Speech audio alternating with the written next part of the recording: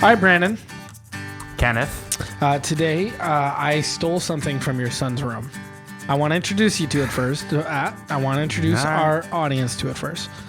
And I already have an idea. Today, during our episode, we're going to play a little game, okay?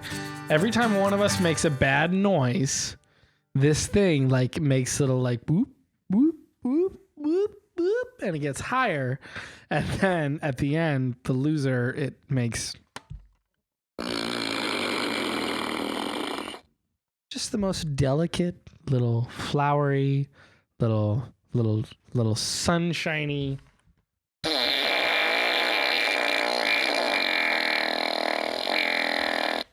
You know, I like the ones that Why is it so long? I like the ones where you think it's done and it goes, and then all of a sudden, it's revving up. It's like a motorcycle, right? It's like changing gears.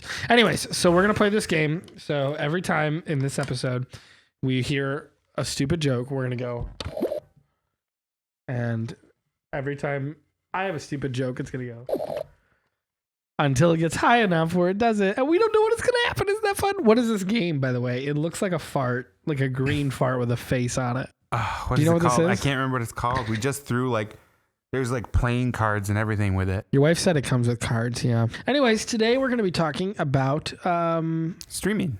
So now we've had a lot of conversations about MoviePass. Oh gosh, yeah. I feel like streaming is the stepdad of what MoviePass wanted to be. And what I mean by that is that they're not related, but they're close enough. They're in the same family. They're just close not enough related. where it wanted to be raised by the other, and it just wasn't going to happen. Mildly depressing in a way. I remember when it was just Netflix. Did you ever subscribe to Netflix DVD service? I did. What year do you think you started that? I was living back in No, it was when I was in Big Rapids. So I was going to Ferris. So it probably would have been about 2009. 2009. I feel like I started about 2008. No, I was still in high school. 2007. Wow. I think Netflix started around 2006, 2005, something like that. Anyways, back then it was $5 a month.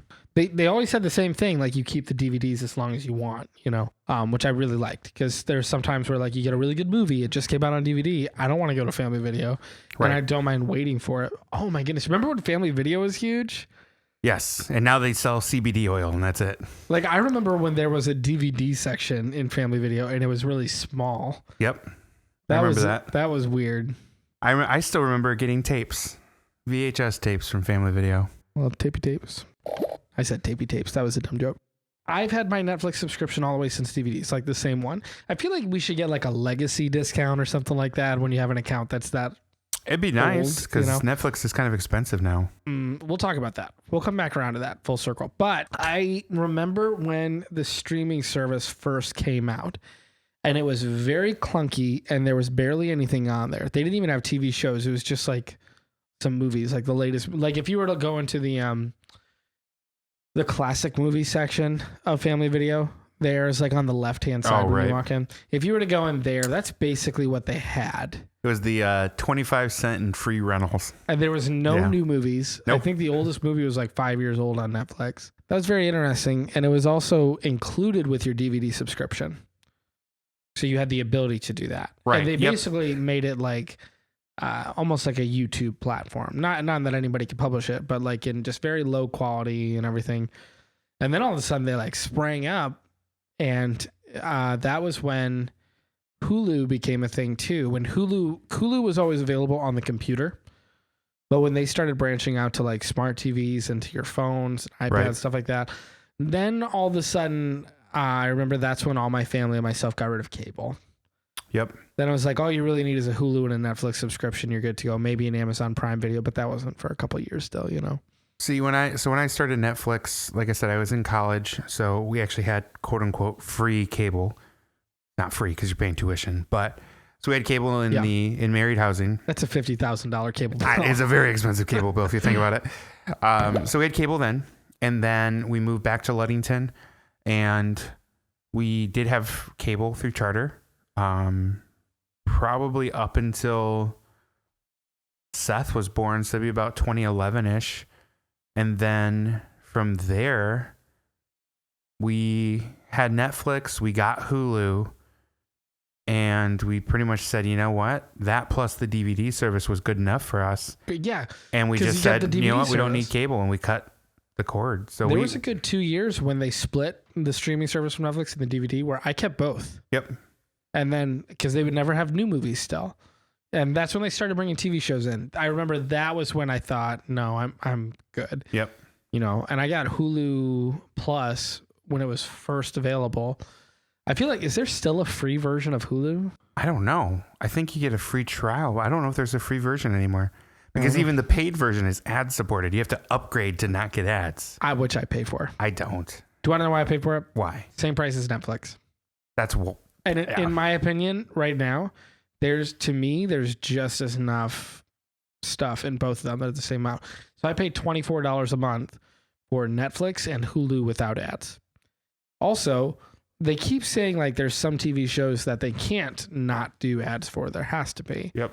I've yet to come across one on Hulu with that paid support. See, there were a couple shows when they first introduced the ad-free option that I was watching. Pretty much all the ones I was watching, they were on that list. So I never made the jump. Yeah. And then I left Hulu for about a year because I wasn't like ever watching anything on it. And then I came back and now it's just like I deal with the ads. As painful as that is. Do you do the Spotify thing? No. No. Okay. I thought they were ending that. A lot of people are starting to do that. Not yet. And you're not grandfathered into it if you have it. It's the same like YouTube Red. I don't have YouTube Premium. I have YouTube Red. Back when it first came out. Right. Yeah, I had Red too. Where you get the Google Play Music subscription with it. Yep. And Do you not get that anymore with premium? no. Oh, so we're grandfathered in. Yeah, grandfathered in. I didn't know that. The Spotify Hulu deal, because they're owned by the same company, yeah, they're grandfathered together. So what streaming services do you have? Do you really want me to name them all? Yeah. Okay, ready? I do have College Humor's Dropout.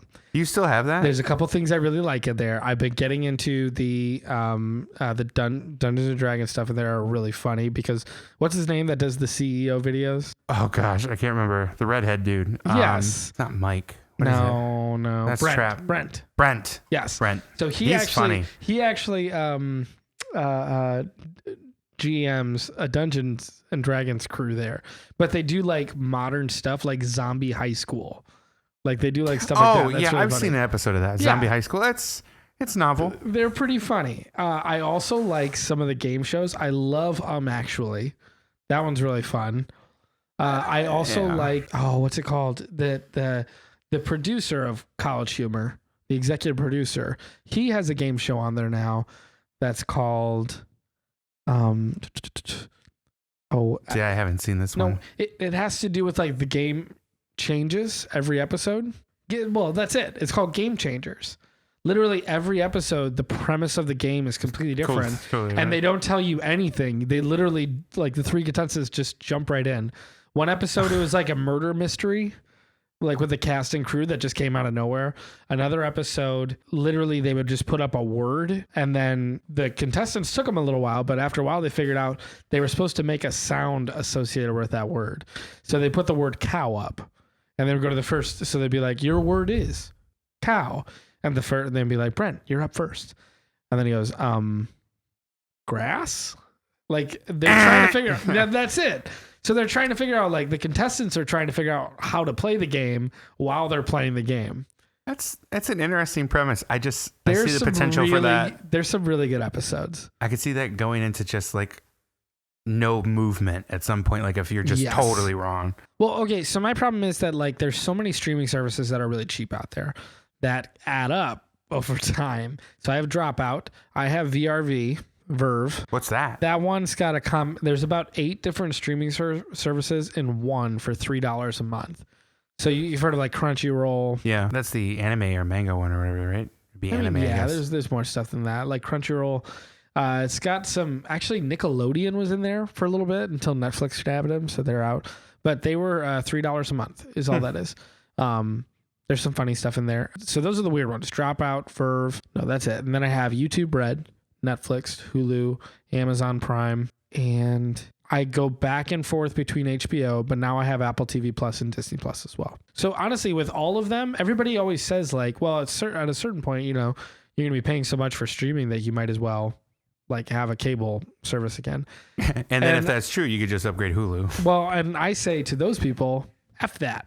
No, Yeah.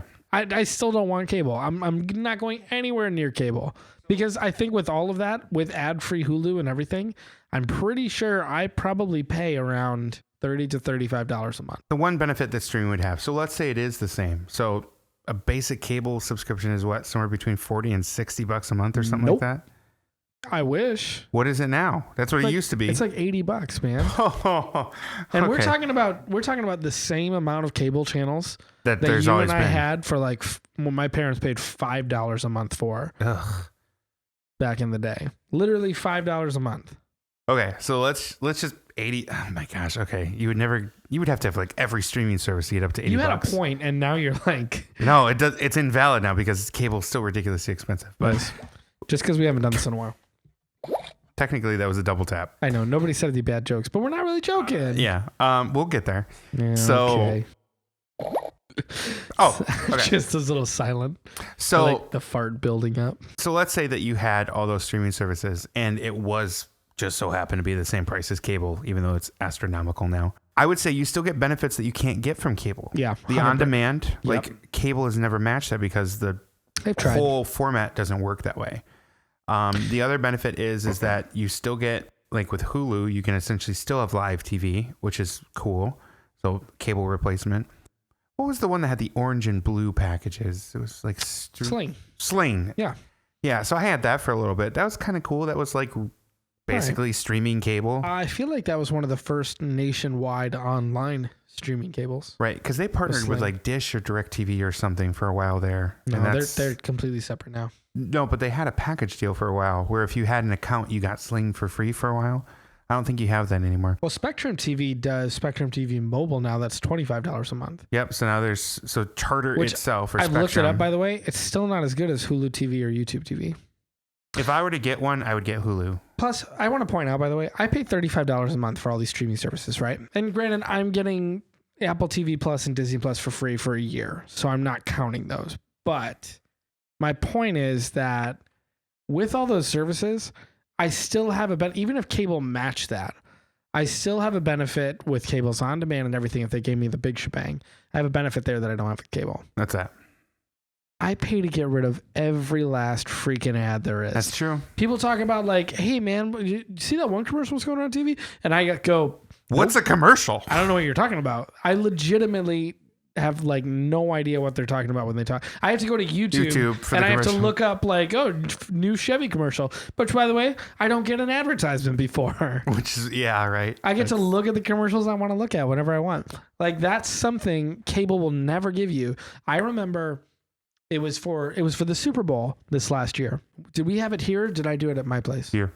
We did it here, right? Yeah, because I got that Fubo yes, streaming subscription or whatever. It was either the Super Bowl or it was the Academy Awards. I signed up for the temporary. It was the Academy Awards. I signed up for the temporary YouTube TV package just to get it free for like 7 days, just to be able to watch the Academy Awards. Is what I think it was. Right. And I remember thinking, like, Ashley really likes cable. Like, maybe we'll keep it the 7 days and see how we like it. I mean, maybe that's an expense. Maybe we decide, hey, we're missing something here. Right. She and I watched it a couple times each night. And every last time a commercial would come on, we'd be like, what is going on right now? Like, we'd freak out. Like, what is this? Yeah. Like, we'd literally watch the same shows we watch on Hulu, ad-free. And all of a sudden, there's an ad every, like, 10 minutes. For 5 whole, like it's literally a third of the viewing experience is advertisements. Yeah, I do not Sling miss was like that too. I do not miss that in the least. Yeah, ads suck. Like the first time that I paid to get rid of ads was for YouTube Red. And such a better YouTube experience. It is so good. Well, it's like old YouTube. People ask me why I'm on YouTube all the time. Like I'm a teenager that does that. Right. And it's because it's literally more entertaining than cable. Right. I get whatever I want when I want it. The content's more dynamic. It's because it's 100% user created. It's the biggest, basically, library on the planet. So, like, if you have some weird interest, there's someone else out there that made a video for it. My YouTube history is just insane. It's all over the place because I have so many interests that would never be matched by standard cable-like streaming services. All I do now when I go to bed at night or when I have my lunch break at work, I will literally put on YouTube and I will just go to the homepage. And now, because of years of me using YouTube, the homepage is so perfectly curated to what I like and what I want to watch to be entertained. Yeah. Like, it's full of Saturday Night Live sketches. It's full of interesting, like, 5-minute documentary style stuff from like Vox or Vsauce or all these other places. Yep. It's full of Overwatch stuff and Star Wars stuff. Like, I am never not entertained by YouTube. It's full of late night sketches. Yep. Late night comedy stuff. I mean, that's honestly my number one streaming service is YouTube. I probably subscribe to a new channel every week easily. I don't even subscribe. I literally don't even look at my subscriptions. I just look at that home screen. Well, does a great job curating. So the reason I still subscribe, because once in a while I'll actually go to the subscriptions tab or pane on the app. Yeah, I still do too. Once in a great while, and that's only if I feel like, you know what? Let's see what like the stuff I'm quote unquote interested in has to show. Yeah. The number one reason I do it is because it changes the algorithm a little bit more. So if you were to not subscribe to anything, it's constantly kind of guessing, right? Based on your watch history. Yeah. By adding in a subscription, it basically solidifies, oh, you do like that. Mm-hmm. And I have found that it does change what shows up in my recommended. Also, the primary way I consume YouTube is either on my phone or it's on the Apple TV. And the Apple TV app, the recently uploaded, generally, I'd say 90% of the time pulls from my subscriptions. Yeah. So I really see the stuff that I'm interested in. That's the reason I still subscribe. I don't actually do the channel like viewing or anything like that. I did HBO. About once a year, I'll get HBO for a couple months. And this year it lasted the longest because they had Game of Thrones finished. And then after that, they had a show called Chernobyl that came out that Ashley and I watched, which was amazing. Like super, I hope it wins a lot of awards, Golden Globes. And then there was the second season of, what was it called? With Reese Witherspoon. And I told your wife she needs to watch it. Big Little Lies. Oh, right. The second season of Big Little Lies came out, which wasn't even supposed to have a second season. It was just supposed to be a mini series, but it was so popular that came out the second season. And like, it's just one thing kept coming out over and over and over again. And I also got to the point where like I watched John Oliver on YouTube every week. Every time there's an episode, Monday, my lunch break is watching John Oliver because he's hilarious. I don't even necessarily agree with him all the time, but he's hilarious, and I love him. He is good to watch. I mostly agree with him. I mostly do. He is good to watch. But he's very entertaining. So have you ever watched a full episode of John Oliver? I've seen a couple full ones, yeah. Okay. Having HBO in that time period, and like every Sunday night a new episode came out, like at 9:00, and actually going to watch it was pretty awesome. Yeah. Instead of like the random one they post on YouTube every once in a while, going to watch the exact episode. That was cool. But anyways, so I don't have HBO anymore, but you know, every once in a while I'll throw it in there.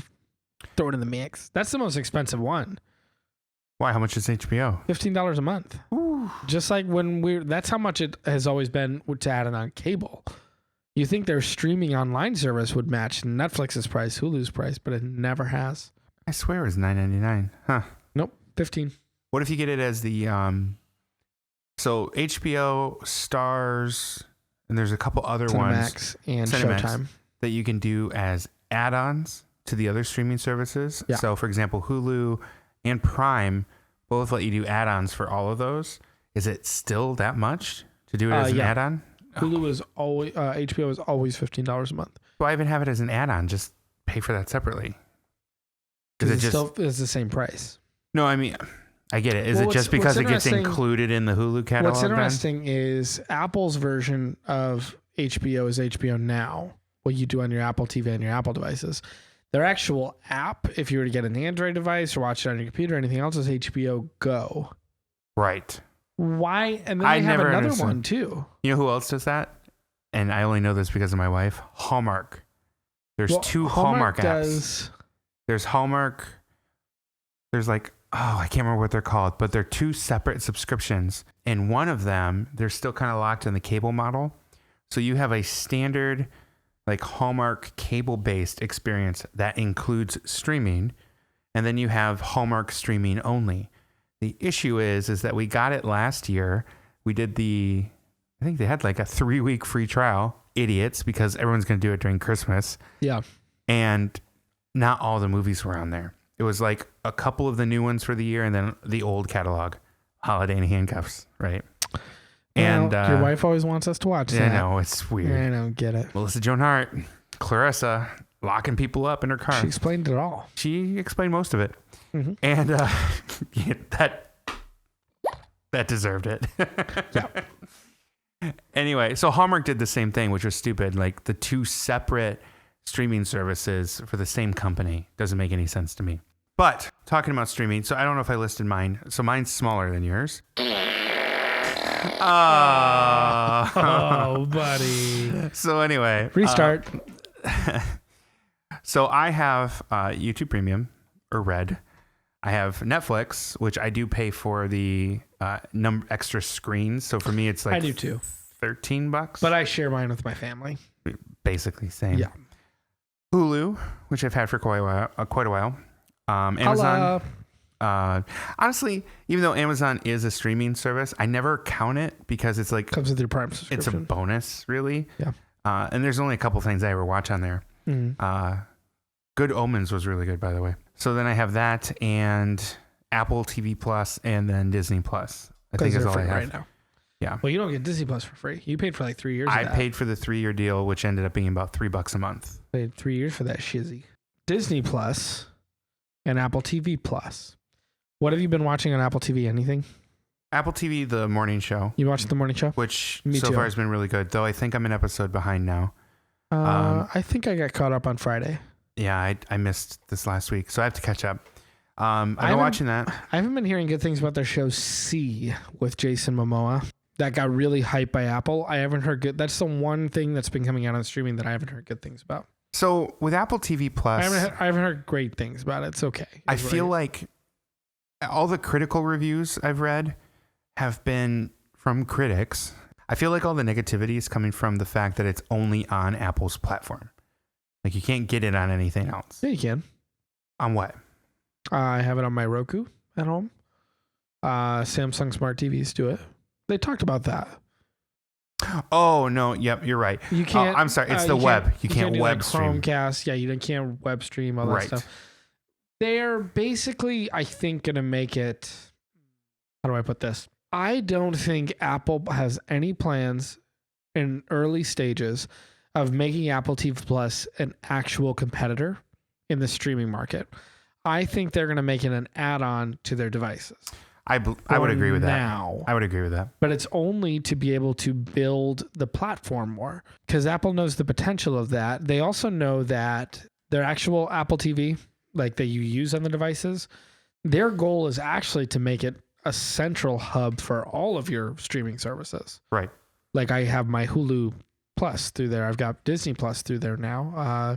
Netflix is the only one that's like doing their own thing, but they should. Netflix should keep doing that as a company. They should not integrate. That would be bad for them.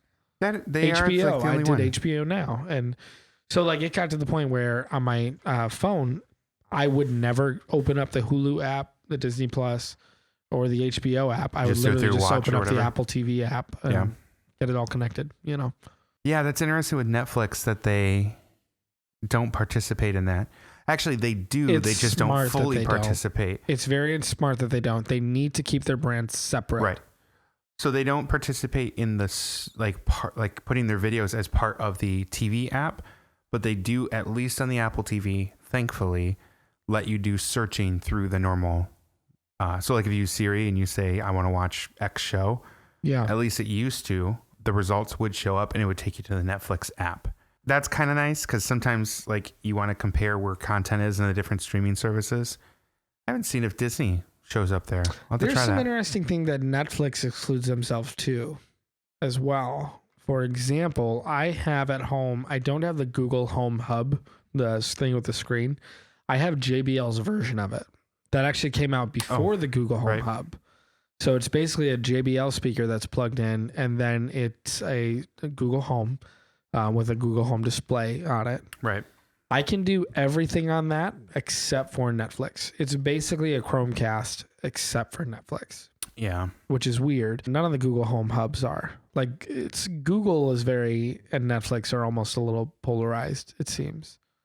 Which is interesting because they're not, I mean, they are competitors, but not really. Well, when's Google going to come out with their streaming service? Isn't that kind of technically like... When are they going to hire Dwight Schrute and make their own show?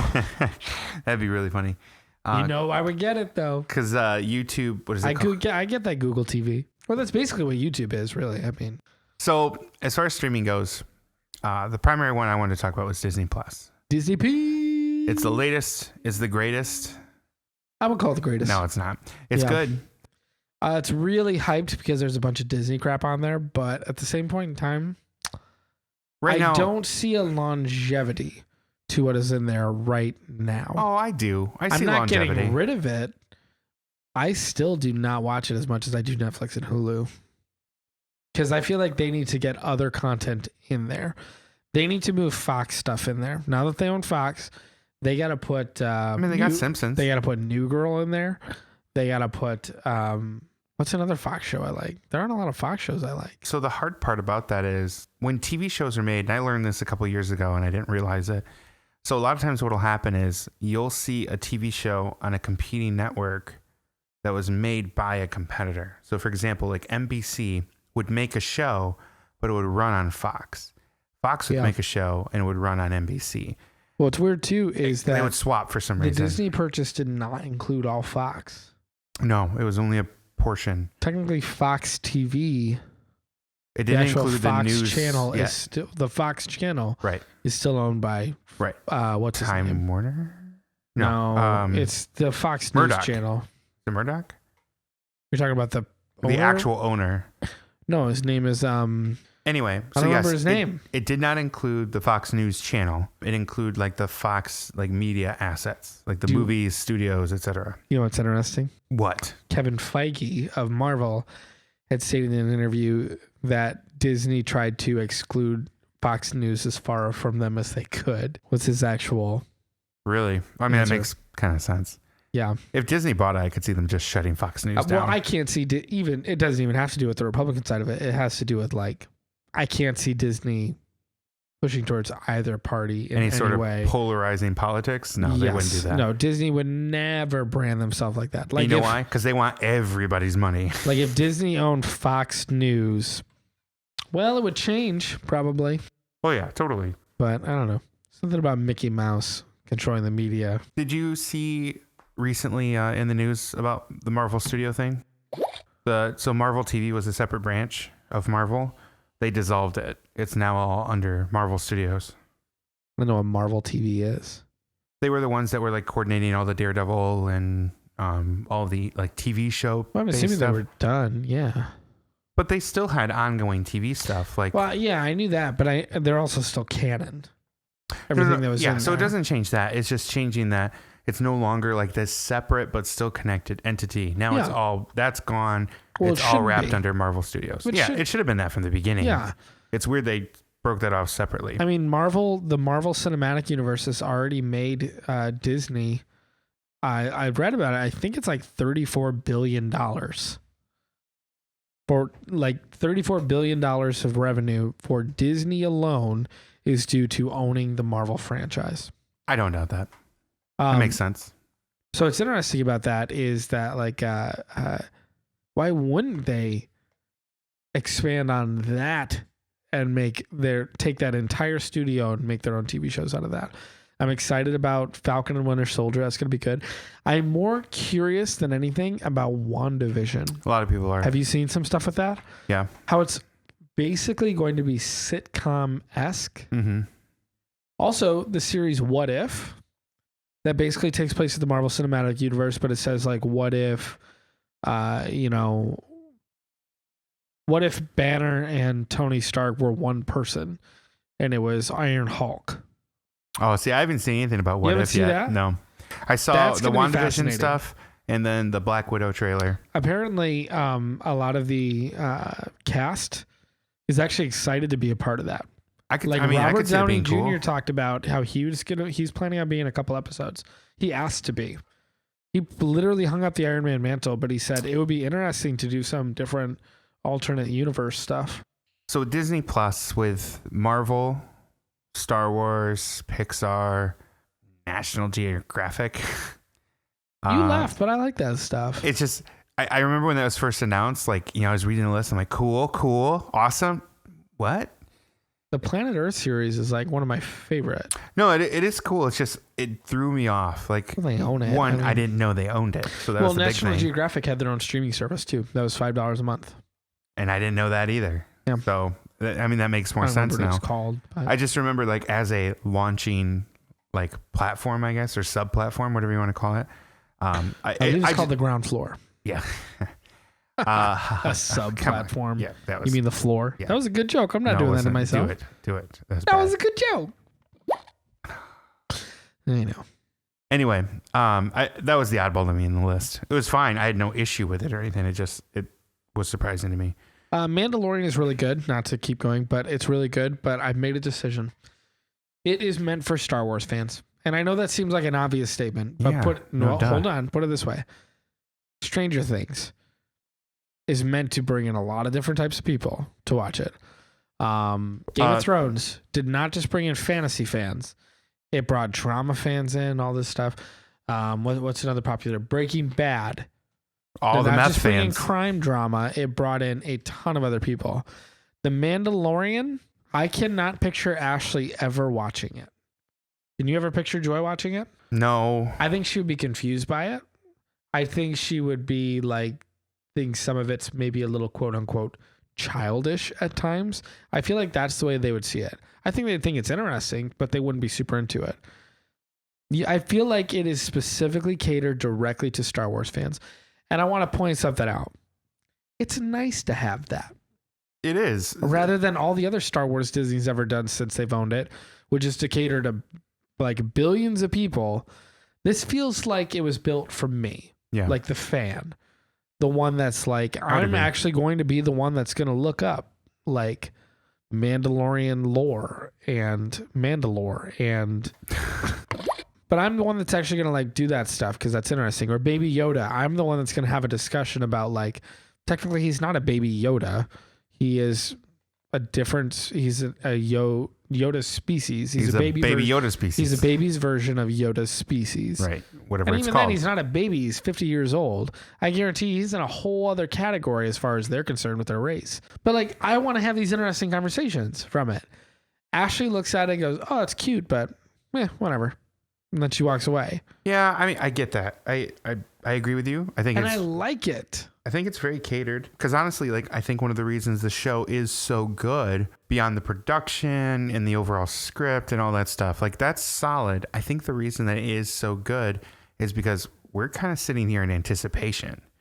Like we're almost making up the story in our own head on what's that next episode going to be? How is this going to connect even further to the Star Wars universe? And if you don't have that point of reference, it could probably still be enjoyed, but you're not going to have that like pull. It's not going to keep pulling you forward, like teasing you with like, here's how it's going to connect to the next movie, or here's how it connected to Cloud City and the original trilogy and like all these small connections. Like you would never get any of that. I think it's a show that if you're not a Star Wars fan, you have fun with. Right. But you are not going to get super into it unless you're into the other stuff. Not at all. I mean, it's literally the meth of Star Wars. Yes. You're not going to get into it unless you're a little bit into cocaine. Pretty much. I mean, a little bit. You got to be a little bit into pot and cocaine if you're going to start getting into meth. You had to have already had the gateway drug. Yes. Exactly. You do. It itself is, that's actually a great way to put it. And I'm going to do this real quick. It itself is not a gateway drug. Starting with The Mandalorian will not lead you to wanting to watch the other Star Wars. Right. Watching the other Star Wars will lead you to wanting to watch The Mandalorian, though. Agreed. Yeah. Totally. Which I think is cool. I like that it's done that way. I like that Jon Favreau was the one chosen to lead it, too. And he has, like, control. Yes. Is my understanding, which is kind of a good thing. Because they could have easily not given that to him and just said, you're directing. They are borderline hands-off, except for continuity. Yep. That's the only thing that they care about. Which is probably good because it's when you have that much creative freedom, it's probably easy to go off the rails a little bit. So it's kind of like your gut check. Like, wait, does that fit the lore? I see a lot of potential with Disney Plus. they had a great opening because Disney already had an amazing catalog that's never been put out on streaming. Not just that, but also they opened the vault up for a lot of stuff. So not just the fact that it wasn't on streaming, but the fact that there are movies that weren't even on DVD or Blu-ray that got included. That when they announced Disney bump. Plus, The Little Mermaid finally came out to be able to purchase on Google Play and Apple and Amazon Movies, stuff like that. Oh, I didn't realize that was in tandem with that. That's cool. It was right after because they do like a 10-year cycle. So like The Sword and the Stone came out on DVD in 2008, and then it came out on Blu-ray in 2018.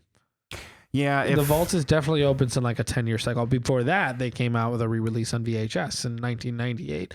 I've had every one. I had The Sword and the Stone on VHS in 1998. I got it on DVD in 2008. I got it on Blu-ray in 2018. It basically opens when it's that movie's time to fill in a new medium. Well, it's like, Blu-ray's a thing now. Haven't seen this in a while, so yes, I bought it every time because not only I don't think they do it because of the medium, they do it because it's been a little while. Like the next one to me was The Little Mermaid. It's been a while since I've watched The Little Mermaid, and then all of a sudden they open the vault streaming, and I'm like, oh, good, I don't have to buy this crap anymore. They are not going to be doing contracts with other studios like Netflix does. Right. That's why everybody's talking about how it's a Netflix killer. No. Nope. They are two completely different things. It's Disney only. Netflix goal will always be to expand its content and bring in different content. So The Office is going away, I think, in 2021 from Netflix. And they're nervous about it because they know that they need something else in there to fill it. NBC wants it back. Well, that's what happened with Friends, right? Friends was supposed to leave, and they were able to renegotiate it longer. That was I don't know why I just looked this up recently, but they paid $450 million. Yeah, it won the rights for 5 years. Yeah, but it kept a lot of people, and because of that kind of like the fake supply demand thing, right? Yeah, a lot of people started watching Friends again, so it was worth it. Well, the whole thing too with NBC is that they have all these shows now. Like The Office was the highest paid, was the most paid for release for a service. Netflix bought The Office for $750 million for 5 years. That was from 2016 to 2021. And you know what's funny is like it was probably worth it. NBC wants it back now. They want it back bad. They want to do their own thing. They have Seinfeld. They've got Friends. They've got The Office. They have Parks and Rec. Man, I'm trying to think of some other ones. I know there's more. Oh, they have 30 Rock. Yep. NBC has some they have a huge catalog too. Shows. They want all of it back. I'd say when it comes to TV, top leader is probably NBC with shows. Disney Plus reached 10 million subscribers the first week, which that wasn't their goal. Their goal was about 6 or 5. Yeah. So they went well past their goal. Server load didn't do too well that first week. Yes. NBC's not going to do that. If they ever came out with the same thing, they don't have enough content to be able to do that. In my opinion, they should just keep releasing the rights to their show to these streaming services, but charging an upcharge every 5 years. Like Netflix paid $750 million for that. Disney with 10 million subscribers, they're going to make, if that only stayed at that, they're not even going to make, what is it, $7 a month, right? Something like that, yeah. Yeah. $70 million a month they're making from that. So, that roughly makes a little under $1 billion a year. The difference with Disney is that instead of licensing other content to put on their platform, they're more likely to just buy the studio. Buy the studio and make their own stuff. Right. But keep in mind, their investment right now, people have been buying a lot of Disney stock. It's not time yet. Unless you're going long-term stock, you're going to be sitting on it for a while. Did you know that every episode of The Mandalorian is about $10 million? Yeah, it's impressive how expensive it is to make that. If they're going to do 10 episodes, that is the first 10 months of their revenue gone on that show alone. Right. Which, good. As a Star Wars fan. They can bankroll it. They can afford that. Bankroll it. But I feel like Netflix should just keep, or NBC should just keep sending it out. Upcharging, send it out, re-release it on Netflix for another 5 years, but this time charge them $1.2 billion, So I think this segues into the one thing I wanted to talk about, and we can kind of end the episode with this because we're running pretty long. Yeah.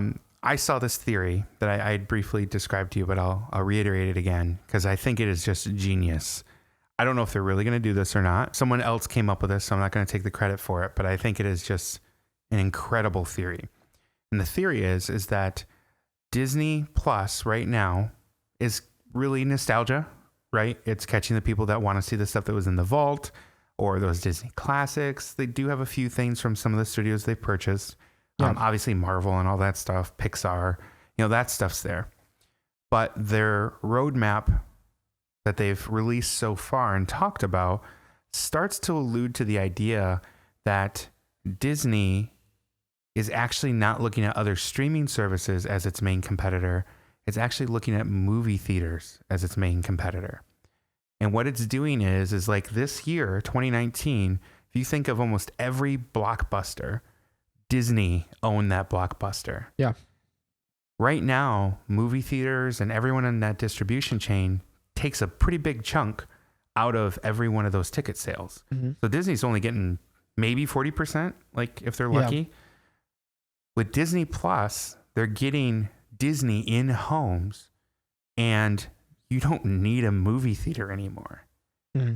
So all of these big titles, if they wanted to, they can put on their platform. Well, you miss movie theaters. What do you mean? If they're gone.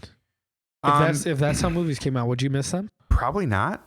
If I knew that I could watch that show when I want in the comfort of my own home or on the go or whatever, I don't know. I don't think I would really miss the theater experience. I mean, it's cool to see a big screen and have the surround system and stuff, but technically I could take the money I'm saving from movie theaters and build my own. Movies ain't cheap.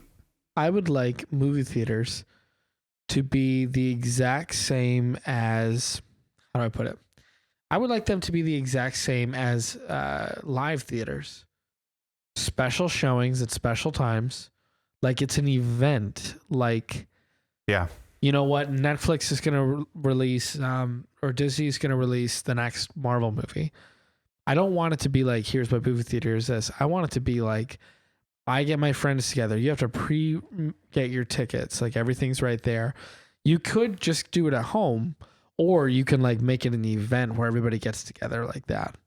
I could see that. It definitely wouldn't be in small towns like this. It would be in like Grand Rapids, Detroit, stuff like that. Your theaters would then, so like the big theaters, right, have 20 screens, right? Something like that.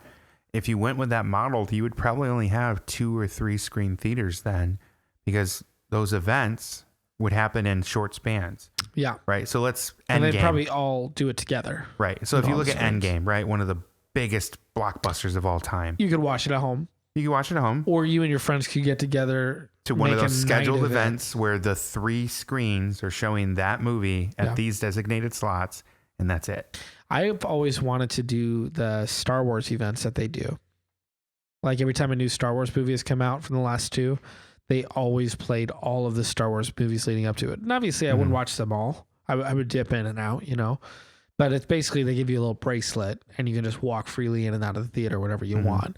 That's interesting. That idea. An access pass. Fun.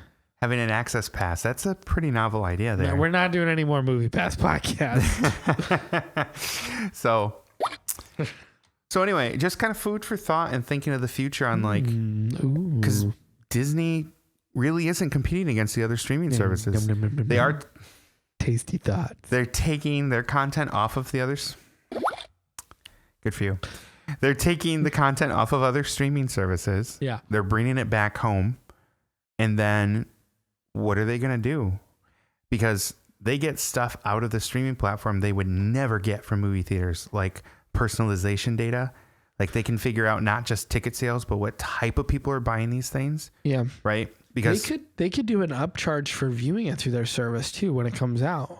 They can literally do like in place of a movie theater, they can actually do like, hey, there's the next Avengers movie comes out or Black Widow comes out. You need to go to the movie theater and buy it, or you can watch it one time on Disney Plus for $5. Pay-per-view. Literally pay-per-view. Yeah. They could easily do that. And you want to know what? I would do it, man. I totally would too. I would be like, hey, Brandon, I'm going to do pay-per-view Black Widow. Do you want to come over and watch it? Yeah. And you would come over and Ashley would sit there and we'd all watch Black Widow. We'd invite Hunter over. We just sit at our house. So another thing to think about, right? That is a total legitimate thing they could do. But think of it this way. If they see that, hey, Ken watches all of the Marvel movies, let's target him and throw some promotional stuff his way. Like, not just what's on your screen, but merchandise, like bonus, like value add type things. Like, actually, this is the thing that blows my mind. The whole Baby Yoda thing, like, they did not plan that well with like the merchandise. Like, everyone is complaining about that. Everyone wants a Baby Yoda, like plushie or whatever today. They have like nothing right now. They do. Not that you can get. Like, everything's back ordered till like May. Well, the whole that's a whole other reason though. They did not want it to be spoiled. They did a limited amount of factories. I know, supply chain. Everything. It's like what Apple does. It's the same idea. They also, by the way, had factories on retainer that knew that they were going to be making something for Disney, but they had to wait. I found that out in an article before Disney Plus came out. Yeah. That they said like Disney was like hiring these factories, but they were not hiring them for anything. They literally paid them to hold. Right. And then they also said it was because of the Mandalorian. So in the article, they knew it was because of that. Right. But they literally held. So like people were wondering like, what is Disney waiting to make? Like, right. Everybody thought they were just waiting on demand. Like they wanted to see when things would come up. It's Baby Yoda and Mandalorian stuff. Right. But anyway, so that's one of the other things, right? Is they can target you in different ways. They would never be able to figure out with theaters, because honestly, a theater is pretty anonymous. Like, you aren't linked to that ticket you bought. They just get a blank, like, blanket ticket sales is all they ever really know. We sold this many tickets. We made this much money. Well, opening weekend, all that stuff. Disney saw how MoviePass died. Mm-hmm. And I think they're thinking now, okay, well, you know what? We can't control the beast, so let's just make our own. Right. Exactly. I mean... Yeah, because that's where MoviePass failed, is they tried to work within the confines of movie theaters. Yeah. And then AMC's like, no. If you think about it, I feel like it's the same. What you're saying makes sense, and I see a lot of remnants of Blockbuster. Yeah. I see a lot of remnants of a dying industry that somebody didn't want to put up with anymore, so they just thought, okay, we'll just do our own thing. If you, I would highly recommend, there's some really good videos on YouTube on the history of movie theaters and how they've adapted to change. Because movie theaters started, it was a personal viewing experience. They were those big, like, they were the size of like those blue mailboxes. Yeah. And you would look into it and you'd pay like $0.25, right? And you would see a moving picture, right? And then they realized like, okay, that's not sustainable. People actually want to watch this in a larger screen. They want, comfortable viewing and seating and all this stuff. Yeah. And it slowly morphed into what we know as movie theaters today. Well, this is that next revolution. So either they need to figure something out like the idea you suggested, which I really like, or they're going to be the next Blockbuster. They are going to just fizzle away and there'll be one left in Alaska. That's it. Didn't that close? It closed. Yeah, it did close. Yeah. I did love their Twitter account. Yeah, they were the only one. They had a good time and then it ended. So anyway, we'll see what happens. It's pretty cool that we have so many options today for streaming, and we can really customize and kind of a la carte our viewing. That's something I always wanted from cable back in the day, and now it's possible without cable. Yeah. So we'll see where we end up. Well, enthusiasts, we would like to remind you to remember to like, comment, and...